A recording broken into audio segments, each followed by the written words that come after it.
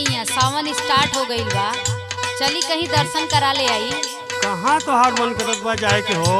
अरे चली ना बाबा धाम। ये भाई तो पहली बार तो बहुत बढ़िया बात कैलू है। हमारो इच्छा बा भोले बाबा के दर्शन करे के, तो सुनावा तनी।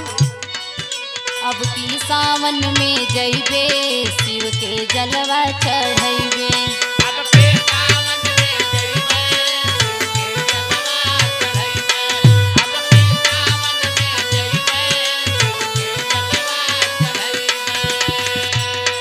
दिल में बायसरा लागल बाबा के दर्शन पइबे।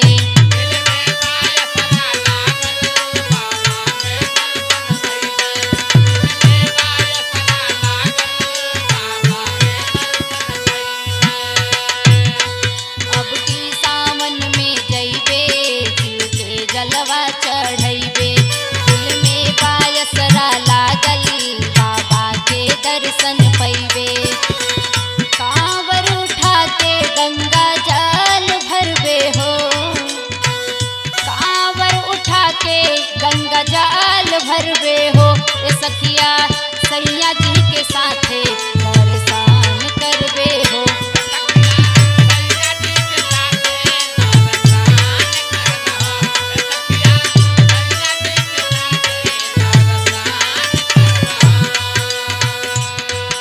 ये धनिया विचार तो बहुत बढ़िया बनौलू, हाँ बाकी भोलेनाथ का नगरी काशी बड़ी दूर बा। तो चली ना, तैयारी कर ली ना। लंबी बदूरी धनिया देवघर नगरिया।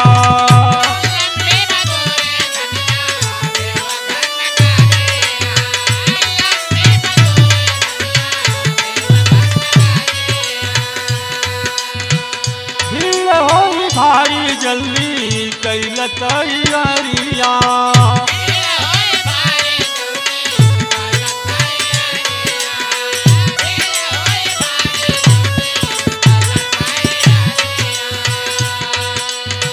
हम चल के देव घर में पैया पड़ब हो। धनिया लालसा हमरो दर्शन करब हो।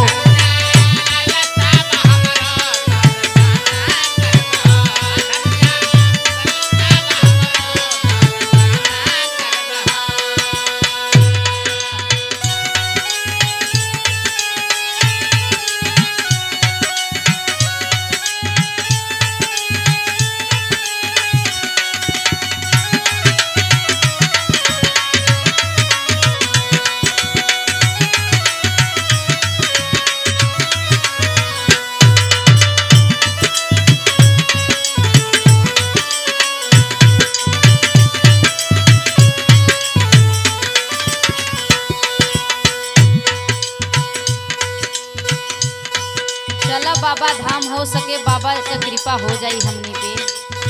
चला ठीक बा, हाँ तो ठीक बस सुनी हमार। सुनाई।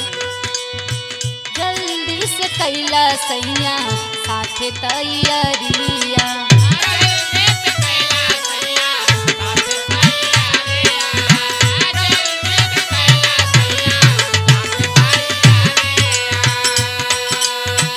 साथ में उठावल जाई मिल के कवरिया।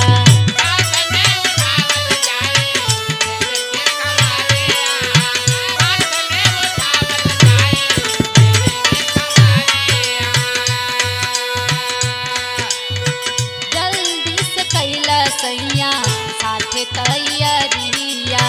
साथ में उठावल जाई मिली के कवरिया। देव घर के भोरा बेगगार धरबे हो। ए सखिया सैया जी के साथे दर्शन करबे हो।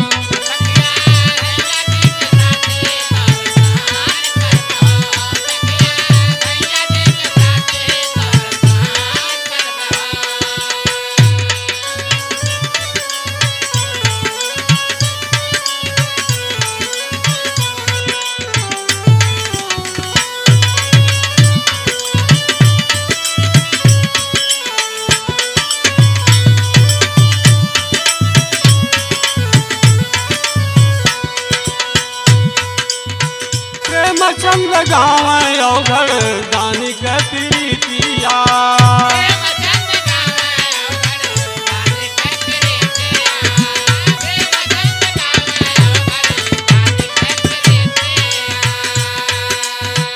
दर्शन कर बनैनावा में बसी है सुरतिया।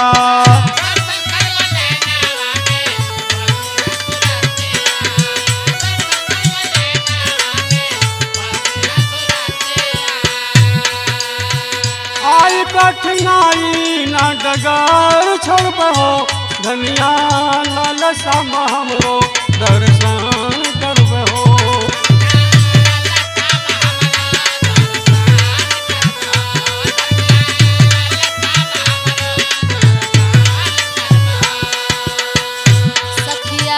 सैया जी के साथे दर्शन करबे हो धनिया लालसा हमरो दर्शन करबे हो। सखिया सैया जी के साथे दर्शन करबे हो धनिया लालसा हमरो दर्शन करबे हो। चला चला भाई दर्शन करा देते ही। ठीक बा हो।